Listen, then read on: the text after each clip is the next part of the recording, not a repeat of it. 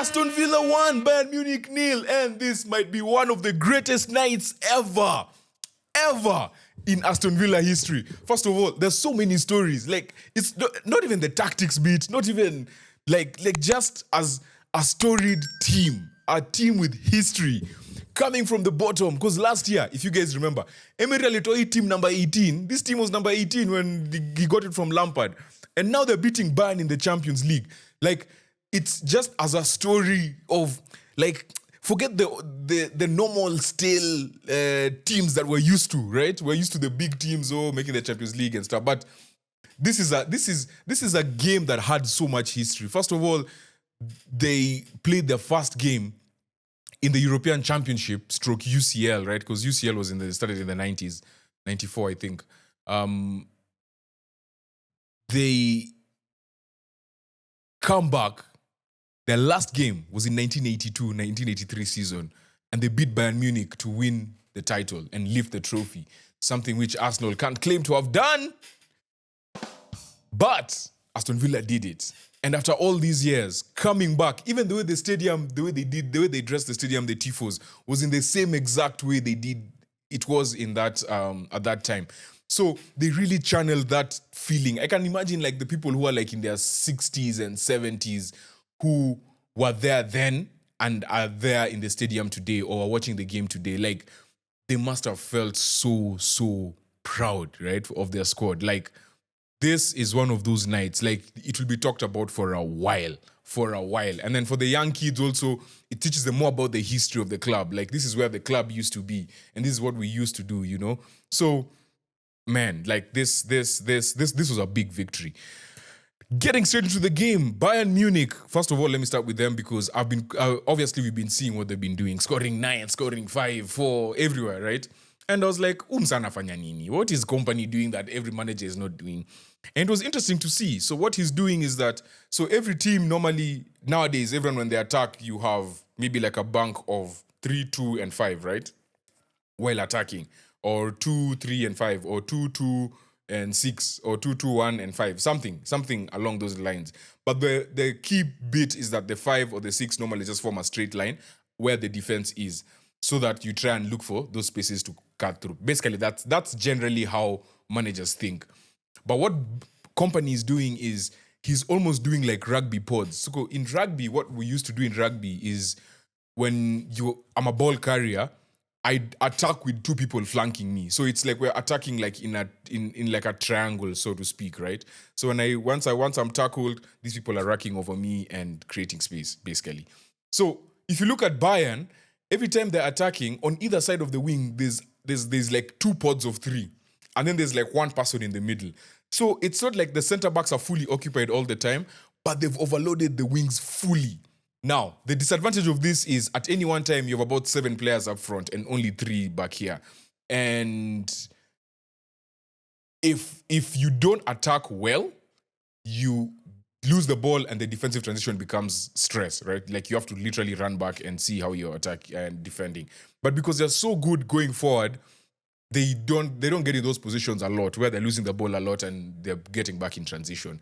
But one way that Emery countered that is to have Watkins as the striker, but also have Rodgers next to him. And that what basically that does is it tells them, listen, we are going to only have a defense of 4 and a midfield of 4, but we'll have 2 up front. And if we get the ball, we're going to attack you. And it's not a coincidence that it happened on 2 occasions that Watkins found himself isolated with Upamecano. First one was a foul that wasn't called. They said he got the ball, but it was clear he was holding him, brought him down.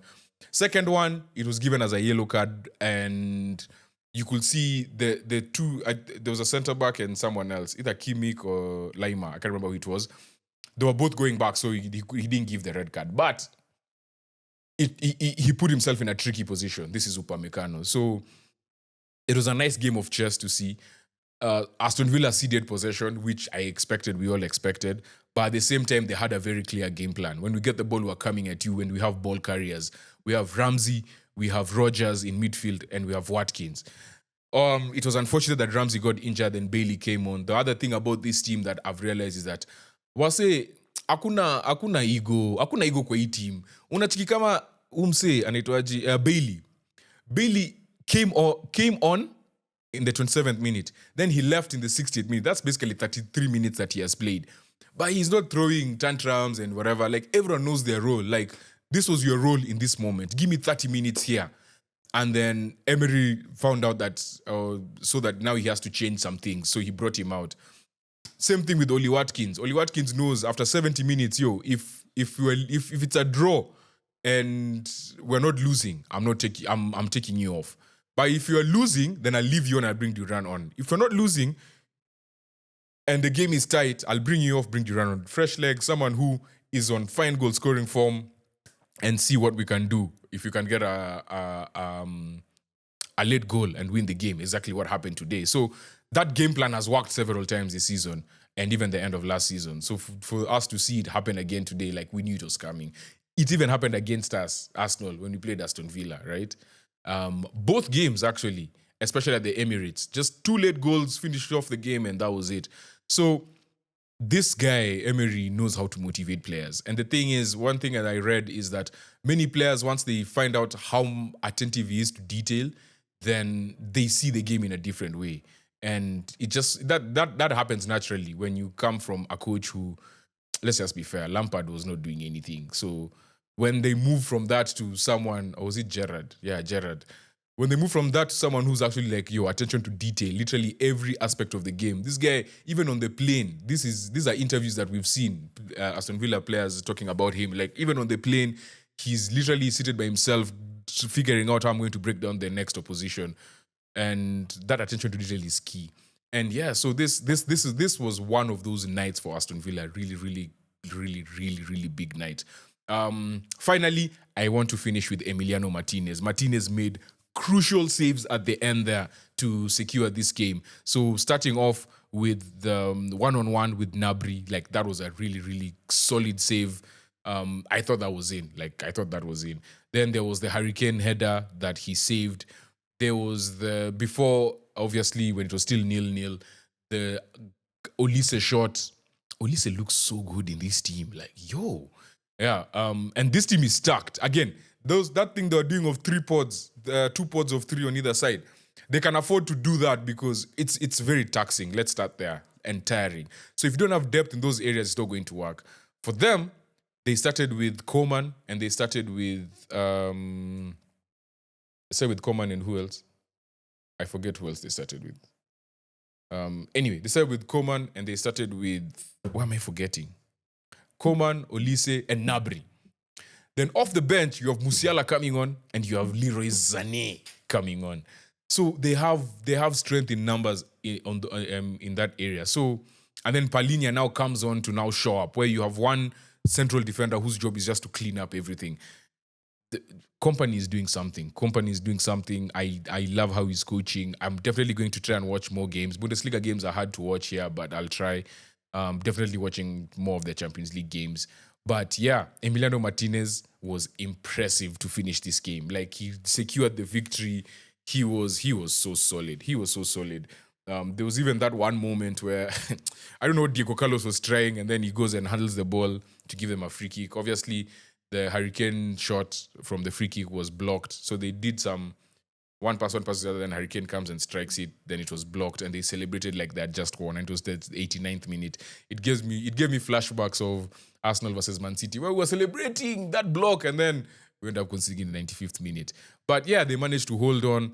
This was an amazing, amazing night. This is the stuff of dreams. This is what they call folklore. They will write, itakuwa wahenga. Back in 2024, we beat Bayern Munich on our first visit back in 41 years. Like that, this was really, really good. So, yeah, big ups Aston Villa.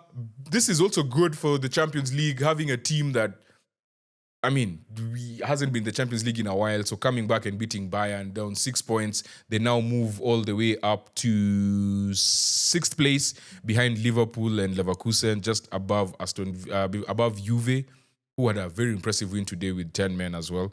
Vlahovic was immense. But it's already spicing up nicely, because if you look at this table, you have Arsenal in 13th, you have Bayern in 15th, you have Barca in 16th, Real in 17th, PSG 18th. Like, you can really you're starting to see how this new format is going to be exciting. By match day 4 there, when people realize you only have 4 match days to get to the top 8, it's going to be just a race to the end. So yeah, so far just brewing nicely. Can't wait for match day 4 moving forward. Anyway, thank you so much for everyone who came through to the live. I was so exhausted at some point, and guys were just like, yo, we can see the eye bags, but they're like, yo, keep going. We get it. We'll watch with you, because everyone else was also tired. It's just that I'm tired in front of a camera, so it's a bit weird. But yeah, thank you guys for pushing me through, and thank you for joining. We will do the United game tomorrow, and I think Tottenham. I don't know what time those games are. I don't know if they are at the same time. I don't know if they are at different times. I think while we're here, I might just check quickly so that we can sleep knowing that we're either going to watch these games or we're not going to watch these games. What day is tomorrow? Thursday. Probably. We have Tottenham at 7:45. That's good. We can watch that. 10 p.m. is Chelsea versus Gent, and then Ghent, and then Porto versus Man U at 10. Okay, at least the Tottenham game is earlier. So yeah, we'll definitely do a dual watch along. We'll do Porto United, Chelsea, Ghent. And yeah, that is it for tonight. Match day 2, Champions League. Over and done. Peace.